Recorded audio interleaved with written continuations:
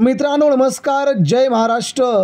बातमी येते थेट दिल्लीतून उद्धव ठाकरेंच्या दौऱ्याची महाराष्ट्रासह देशभरात चर्चा चालू असतानाच आता मात्र उद्धव ठाकरेंच्या शिवसेनेचे 5 मोहरे आजच विधानसभेला विजयी झालेत।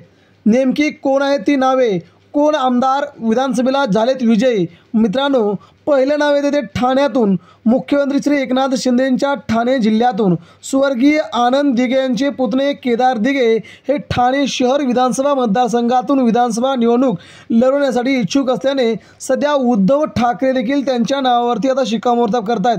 त्यामुळे उद्धव ठाकरेंचा हा वाघ पहिल्यांदाच ठाण्यातून आमदार होतोय ही आता सर्वात मोठी घडामोड पुढे येऊ लागली।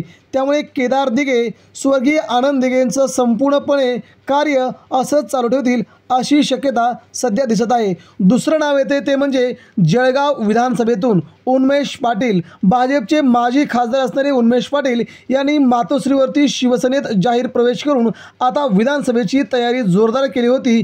या तयारीमध्ये उन्मेष पाटील यांचा सर्वात मोठा विजय या भागातून होणार असल्याचे सर्वे येत आहेत। त्यामुळे उन्मेष पाटलांना विरोध लढण्यासाठी एकही उमेदवार तयार नाही असं देखील सध्या बोललं जात आहे। तिसरं नाव येते ते मुंबईतून सुनील प्रभू। दिंडोसी विधानसभा मतदारसंघातून सुनील प्रभूंच्या विरोधात एकही उमेदवार सध्या महायुतीला मिळत नाही आहे। त्यामुळे सुनील प्रभूचं या मतदारसंघावरती अधिराज्य आहे। जवळजवळ 70,000च्या लीडने ते गेल्या वेळेस याच मतदारसंघातून निवडून आलेत। त्यामुळे आता त्यांना प्रतिस्पर्धी नसल्याने सुनील प्रभू यांचा विजय आजच झाल्याचं सध्या बोललं जात आहे।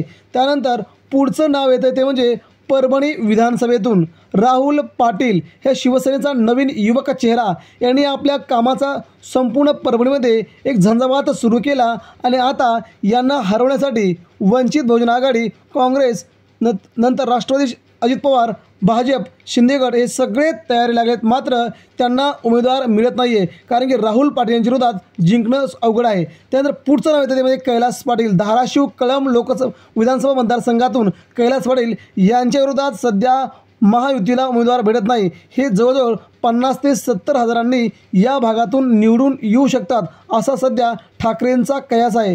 त्यामुळे हे उद्धव ठाकरेंचे 5 आमदार आजच निवडून आलेत अशी चर्चा आहे। मित्रांनो, आपल्या मतदारसंघात कोण होईल आमदार, उद्धव ठाकरेंचे आमदार अजून कोणते जिंकतील, आपण त्यांची नावे आमच्यापर्यंत पाठवा, म्हणजे महाराष्ट्रात उद्धव ठाकरेंच्या आमदारांची संख्या किती होईल आपण तेही सांगू शकतो। मित्रांनो, भेटूया पुन्हा नवीन अपडेटसह। तोपर्यंत धन्यवाद। जय हिंद, जय महाराष्ट्र।